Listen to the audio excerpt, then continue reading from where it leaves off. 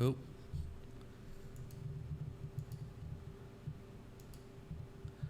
Five.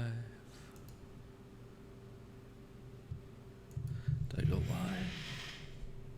Yeah, it's live. Okay. Oh, here we go.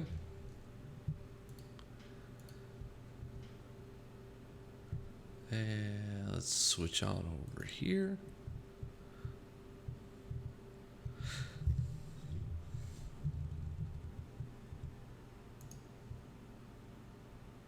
Okay. So I guess, yeah, this is pretty good. Although I wish I could have that in a second window. Hi guys, and welcome to Armin's Tech Talk. I am here, of course, today because I want to talk a little bit to you about Computex. Of course, today was the very first day of the show. We had, of course, some press announcements and some new products coming out. First thing I actually wanted to mention here today was the ROG Zenith Extreme. Now, we haven't heard much about AMD's Threadrippe as of yet. We do know it is a 16-core, 32-thread processor that's coming this summer. We found out that much at AMD's Financial Day back a few weeks ago. And of course, Asus today had their press event and they unveiled the ROG Zenith Extreme. This is a high-end motherboard that is meant for Threadrippe. This is based on the X399 platform. As you can see here, there are a lot of LEDs that are lining it. I mean, you have, of course, the PCH shroud down there that's got some LED RGB lighting, and of course up on the back plate. What I find very interesting about these cards in particular is the fact that the socket in and of itself, it seems to be more vertically oriented than the new X299 coming from Intel. Of course, both boards are very, very similar in feature parity. They both feature several M.2 slots. They're both going to feature 10 gig LAN connectivity, although this for the Zenith, it is coming in an add-on card. You do have quad channel DDR4 support, and of course a myriad of other connectivity options. And as I said, it is very, very feature parity with the Rampage 6 Extreme. Although I will say, and I'm going to put up a video on this later, I actually got the what would be considered the black edition of the Rampage 5, which really started the whole trend with the RGB LEDs and Aura. I mean, that board is beautiful. These boards are beautiful. The only thing I can aesthetically complain about with these boards is the fact that they don't seem to carry over the RGB lighting in the PCIe 3.0 clips. In the X99 board, there's lights, there's RGBs there. In this case, there isn't. But as I said, fairly interesting in that case. Now, just recently, earlier today, we also had the discussion regarding, well, we didn't have the discussion, but Intel had the discussion regarding the Skylake-X and Lake-X processors. I mean, moving from the bottom of the stack going up, we did get prices for the whole stack of cards. I mean, going from a range of 242, so let's just say 250 rounding, because market prices will differ a little bit when they come out, sometimes a little bit lower, sometimes a little bit higher. Really depends upon the availability when the chips launch. But ranging from that low end, let's say 250, all the way up to $2,000, and this is for the surprise 7980 Extreme Edition i9 processor, which is going to feature 18 cores and 36 threads. Now, Intel, of course, not to probably be outdone by their competitors. As I said, we will hear from AMD here in a little over half an hour. Intel has really only given the information for half of the stack, at least as far as clock speeds go. We do have it at the 7900 and down, and according to reports coming out from different media sources, the 7900X does actually perform better than the 6950X, partially due to clock speed increases with Boost 3.0 and somewhat to do with efficiency on the chip. But the amazing thing, of course, is that there is a price drop in comparison to the 6950. The 6950, of course, launched at $1,700 MSRP, and this is going to launch at $999. It will be, of course, interesting to see what the performance metrics are going to be for the 12, 14, 16, and 18 core processors.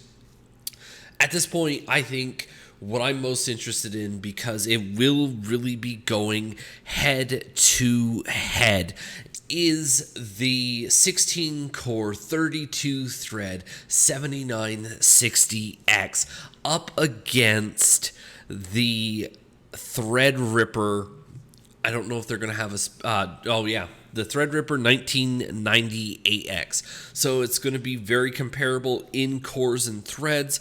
It'll be interesting to see what happens with the clocks and what the IPC is on those Threadrippe chips, in addition, to, of course, to these, because the 16 core 32 thread still doesn't quite have a launch date. I mean, we do have some launch windows for these chips ranging from June to August.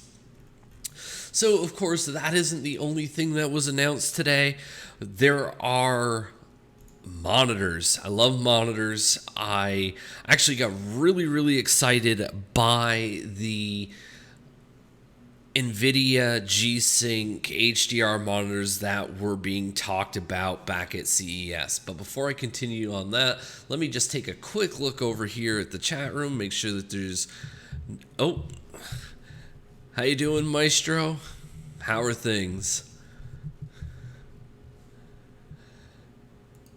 So, the thing with the monitors is we're moving into a new age where everything is all about high dynamic range. We're talking the brightest to the darkest, and can you maintain that detail? I mean, can you point a camera at a window recording something on the inside and still get detail on the outside? And with high dynamic range, that is going to be a possibility, not to mention the increase in the color space that is going to come along with this. So we did get two announcements back at CES for 27-inch 4K 144 hertz HDR monitors at 27-inch. Of course, Acer and Asus said that these monitors would be coming in Q3. No specific date. No specific date for those was given today, but they said that they're coming. But what they did announce, they announced a 21 by 9, or in this case, this is Asus, 21 by 9, 35-inch, 3440 by 1440, 200 hertz HDR monitor. I mean, this thing really clicks all the boxes except 4K. That is really the only feature it's missing. We're talking this thing, like its younger brethren in the list, which you can actually see right here toward the bottom portion of the screen. It's going to be very closely related. It's going to have quantum dot technology with it. Of course, this isn't the self-emissive quantum dot. This is the Samsung definition, where it acts more like a LCD, LED, but it's going to have amazing brightness. I mean, they're trying to get, of course, better angles. These monitors are going to be able to hit DCI P3 color spectrum. I mean, it really is ticking all the boxes, and it'll be one heck of a gaming monitor. I mean, it's almost like the jump into high definition, in that we are looking at a spectrum shift. This is really the vanguard of that. I mean, we're talking, it's really more than just resolution. So these should be some pretty interesting monitors to see coming forward. At this point, the Acer and the Asus do seem to be the premium models for this type of monitor. It is also important to note, and there hasn't been any coverage of it so far, but back at CES, there is also a 32-inch version of the Asus monitor, which is 1,000 nits and quantum dot. Has a lot of the same connectivity. Of course, given trade there is that monitor can only do 60 hertz, where the ROG monitor can do 144. So this is going to be pretty interesting moving forward. I mean, they're being shown really a lot of different things that can be done. And actually, they even go a step further, because NVIDIA had a press conference last night.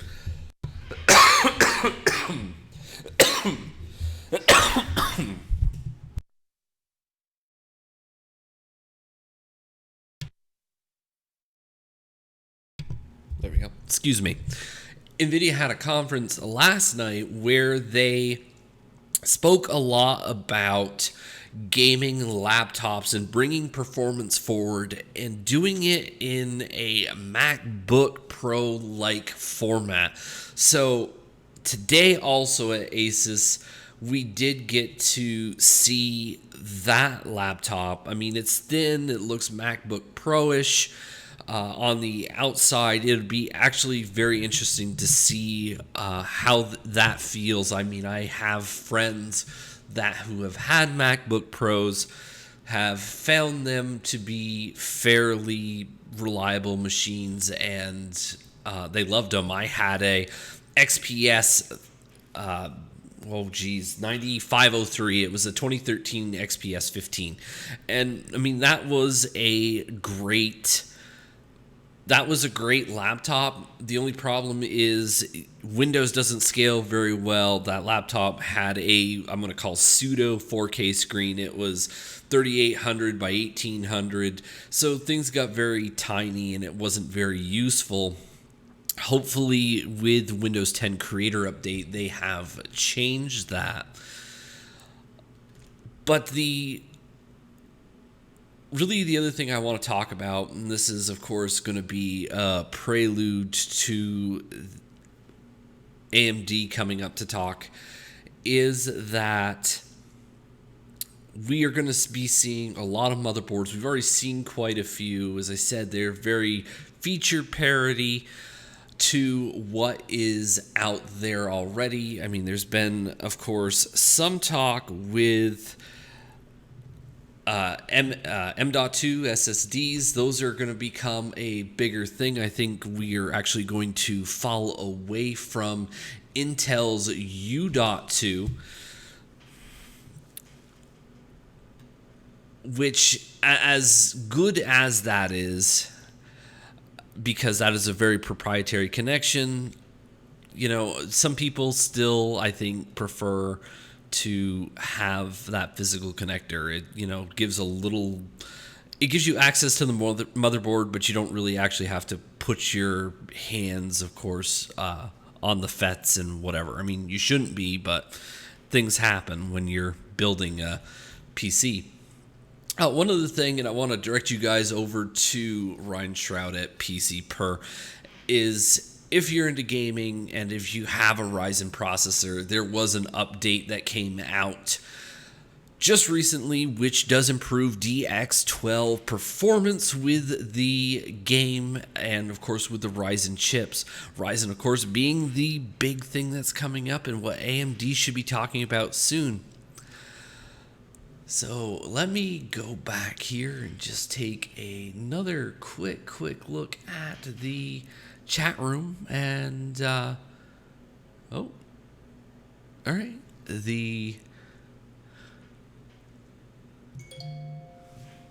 excuse me. Okay, and so, I mean, at this point, guys, I think it is going to be a very interesting Computex. We've just started. This is not over yet. I am looking forward to see what comes here in the next several days. Actually, let's since I'm on the ROG website, I want to just go over and take a quick look so you guys can see that X299 board. You were previously looking at the beginning of the stream at the Zenith board. You should now be seeing the Rampage board. I mean, that is just beautiful. As I said, I do have the Rampage 5 with all the LEDs. And, and one other thing that I wanted to mention. So, with these new motherboards, we are starting to take into the adoption of Gigabit Networking, or beyond Gigabit, because most of the interfaces that we have now are Gigabit interfaces. And, well, with the upcoming DOCSIS 3.1 and Comcast and many of the other companies are rolling this out, we are getting to the point where we're about ready to move beyond gigabit interfaces. I mean, and we will be getting the service if you're, of course, you're willing to pay for it. Right now, pricing is looking a little bit funny. But if you're willing to pay for it, you can get gigabit service. In some areas, Comcast offers 2 gigabit through fiber if you're willing to pay for it. But there hasn't, unless you've been willing to go out and spend a ton of money, your computer, your direct storage hasn't had the ability to access that. These boards, the Asus adding cards, the Intel adding cards that are out there start to change that game. I mean, if you're doing any content creation, you're going to be able to actually move 4K data back and forth between your workstation and the server. It's going to be an amazing thing. We've always talked about if we want the proliferation of 4K, I mean, we would at least have to have 15 megabits down. I mean, this moves us way beyond that. I mean, we're talking 1 gigabit down. And coming in the future with DOCSIS 3.1, when they finally get the extension in place, we're going to be looking at symmetrical up and down, just like fiber is today. But that's a lot more technical, a lot larger discussion than I'm prepared to go into here today. But I did want to actually point that out because I found it interesting. Asus has also even decided with a lot of these new high-end boards that they're going to switch over to a 802.11ad format. This is the guaranteed gigabit or 10 gig wireless format. I mean, the rough throughput, you can see it down here, last paragraph, bottom of the screen, is roughly about 4.6 gigabits per second.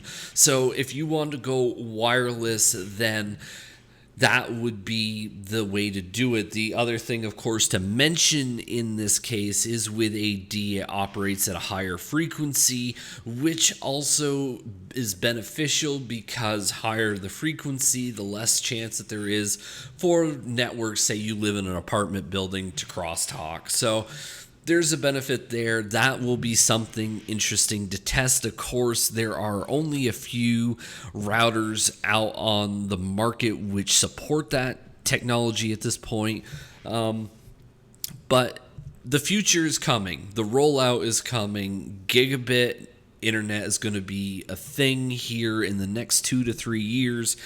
As you guys have watched any of my stuff before with Nate over at Technotronica, we did the E3 special episodes just recently, and there was a bit of discussion, of course, with streaming networks. I mean, this may solve that problem.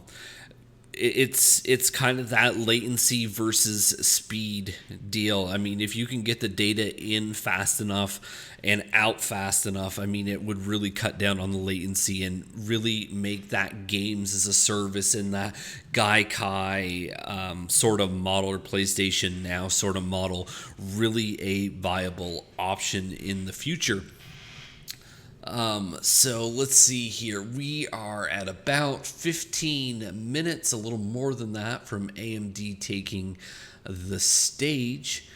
I am probably going to cut streaming so I can watch them do their thing. Doesn't seem like anybody is around at this point. So I think what I'm going to do, guys, is I'm going to kind of cut out right now.